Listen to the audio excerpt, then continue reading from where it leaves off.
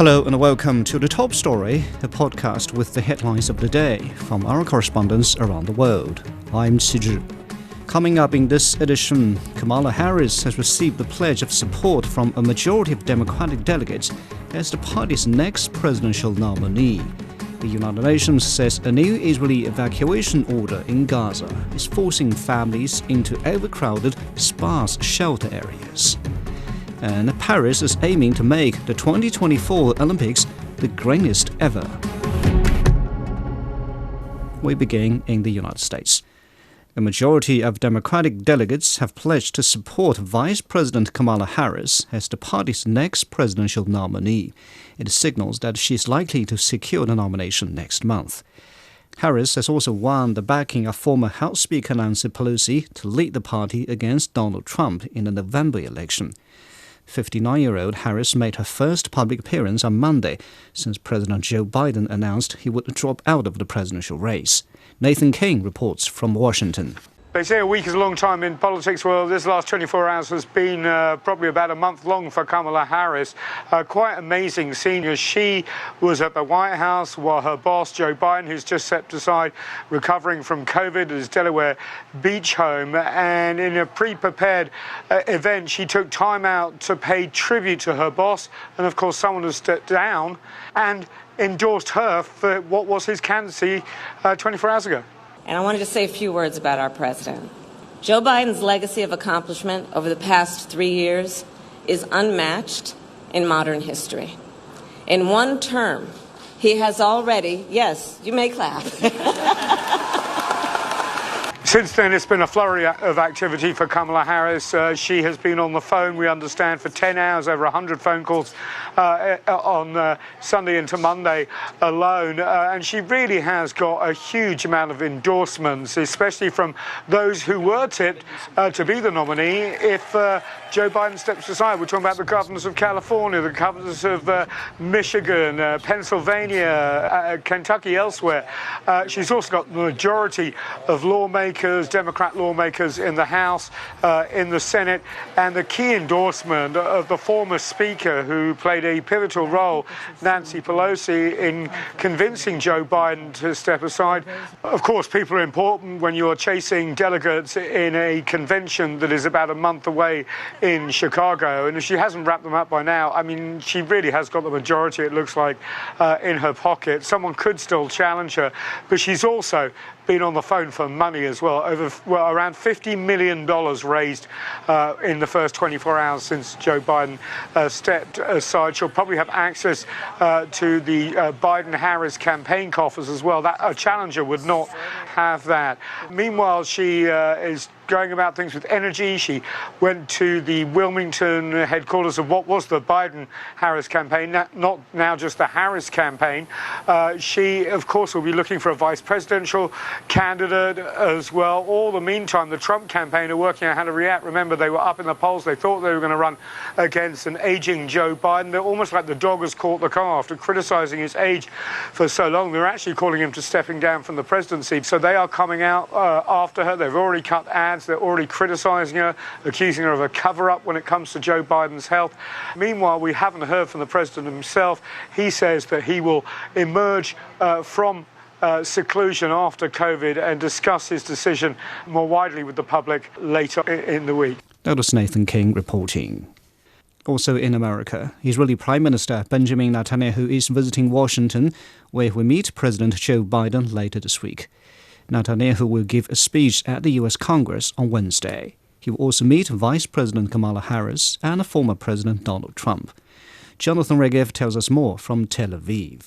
First of all, Netanyahu wanted that picture, that image of him meeting President Biden at the White House. It was widely expected for this to happen. It's always important meeting the American president, but understanding that Biden will be at the White House for 6 months and no more, of course, changes the picture. And perhaps even more important than meeting the president will be meeting the vice president, Kamala Harris, who may very well be the Democratic candidate. Therefore, Netanyahu will hope to meet both the president and the vice president. The fact that Biden will now not seek re-election perhaps opens new paths for Netanyahu. Maybe Biden will be less enthusiastic to listen to the Democratic members from the progressive wing. That is what Netanyahu is perhaps hoping.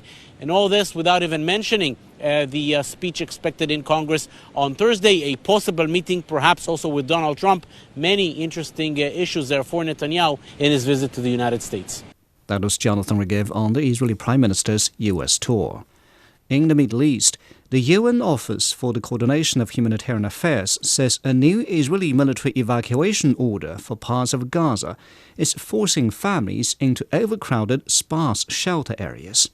The office says relentless hostilities and frequent evacuation orders are further devastating Gaza's health system, making it increasingly difficult for people repeatedly displaced to access essential services. In the latest challenge for the health system, the Nasser Hospital in Khan Yunis has issued a new call for people to donate blood, with reports the facility received dozens of casualties on Monday. Akram Al-Satari has more. Very intensified bombardment that has been taking place in different parts of Khan Yunis, including Khan Yunis refugee camp, Khan Yunis eastern area, Abasan, Khuza, Abasan al-Kabira, and Abasan al-Saghira, Khan Yunis eastern area, Ma'an area in particular, Khan Yunis northern area, which is Al-Garara. The Israeli occupation forces started communicating with the population in that area, sending recorded messages to their phones, asking them to leave the area, declaring this area as a serious battlefield, and then were airdropping some leaflets asking the Palestinians to leave that area. And just before the Palestinians understand or absorb the shock that has been caused, the Israeli occupation forces have been pushing deep into the eastern parts of Khan Yunis, heading towards Khan Yunis center, and also targeting the people in that area. Nasser Hospital has been struggling for the last few days. According to different sources, including the Palestinian media government office, they affirmed that the humanitarian area that was decided by Israel and described as a safe zone that people can resort to has just been reduced from 45 square kilometers to 25 square kilometers. The number of Palestinians who are expected to have been affected by that is more than 400,000. The number of Palestinians who are staying in the area that is between the eastern Khan Yunis, Salah ad-Din Street, and the very east of Khan Yunis, just nearby the Israeli border, is around 250,000. 500,000 Palestinians who are now moving, and as I am talking to you, and can see more people who are taking their luggage and coming to that area. And on my way to this broadcast, some more people and tens of thousands were trying to flee from the area. That was Akram Al-Satari on the renewed Israeli offensive in Gaza. Now we turn to Europe. Host city Paris is aiming to make the 2024 Olympics the greenest ever. 95% of the sporting venues utilized existing or temporary infrastructure to minimize construction. The Paris Olympic Village runs on renewable energy, emphasizing vegetarian food, recycling, and no single-use plastics. Ross Cullen reports. The Olympic motto is faster, higher, stronger, together. For Paris 2024, you could add greener.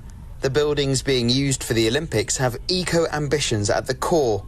The Adidas Arena in northern Paris will host badminton and gymnastics. 30% of its concrete is low carbon, and 80% of the building will be covered with greenery.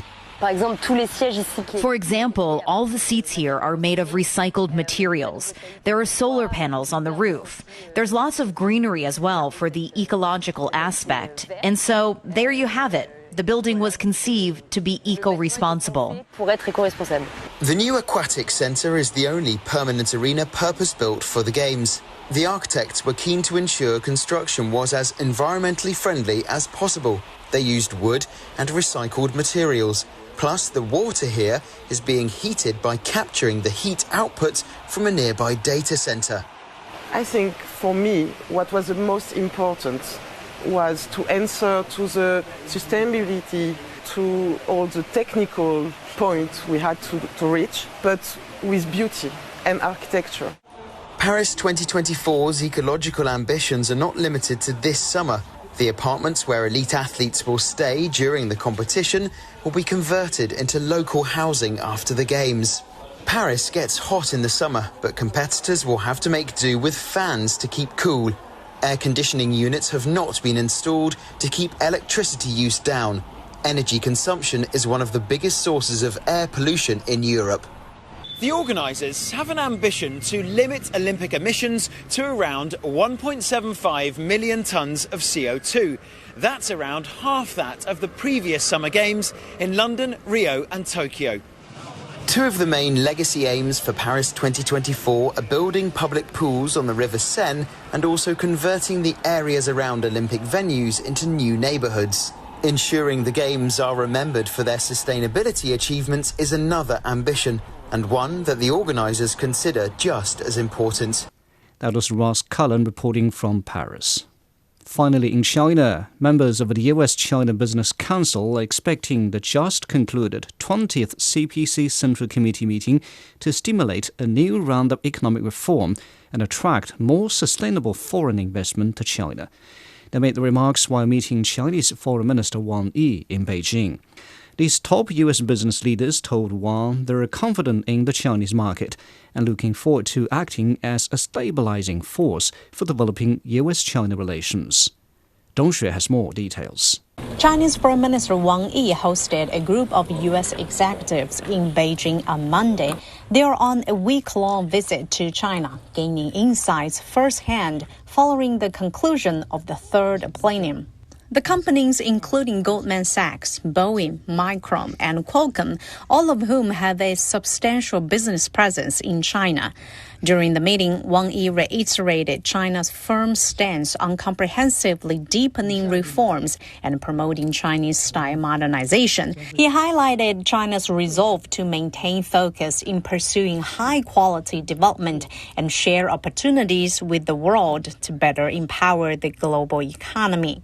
Wang Yi told the business leaders that the reforms aim to overcome bottlenecks in the development process, remove obstacles in various institutional systems, stimulate and enhance social vitality, and provide a strong driving force for the realization of Chinese-style modernization. We follow the right path chosen by the Chinese people. We will neither copy foreign models nor export Chinese models. We are ready to strengthen exchanges and integration with other countries on the basis of equality and mutual respect. Wang also said that Beijing is willing to strengthen communication with other countries on the basis of equality and mutual respect and work hand in hand to advance China-US relations along the way to modernization. China's policy toward the United States has been consistent and stable. We always hope to handle affairs with the United States in accordance with the three principles of mutual respect, peaceful coexistence, and win-win cooperation. We have always been committed to strengthening cooperation with the United States, managing differences, strengthening and expanding dialogue and cooperation, and striving to make China-US relations stable and sound and move forward. Chair of the U.S.-China Business Council, Raj Subramia, said that it is expected that the plenum will stimulate a new round of economic reform and further opening up in China, attract more sustainable foreign investment. All of us here, all the leaders here, are deeply invested in fostering a strong and balanced U.S.-China relationship, which is in the interest of both countries. Well, this is the first group paying a visit to the Chinese capital following the third plenum of the 20th CPC Central Committee. It's led by Craig Allen, president of U.S.-China Business Council, a Washington-based advocacy group, and Raj Subramia, CEO of the FedEx Corporation. The meeting lasted around an hour, during which both sides shared their thoughts on strengthening China-U.S. business ties in a swiftly changing international landscape. That was Dong Xue in Beijing. Now, recapping the headlines, Kamala Harris has received a pledge of support from a majority of Democratic delegates as the party's next presidential nominee. The United Nations says a new Israeli evacuation order in Gaza is forcing families into overcrowded, sparse shelter areas. And Paris is aiming to make the 2024 Olympics the greenest ever. That's it for this edition of The Top Story, a podcast that brings you world headlines every weekday. For more news in politics, business, sports and culture, you can subscribe to the Beijing Hour, a one-hour podcast news magazine program. We welcome and appreciate all ratings and reviews. I'm Qi Zhi. Thanks for listening.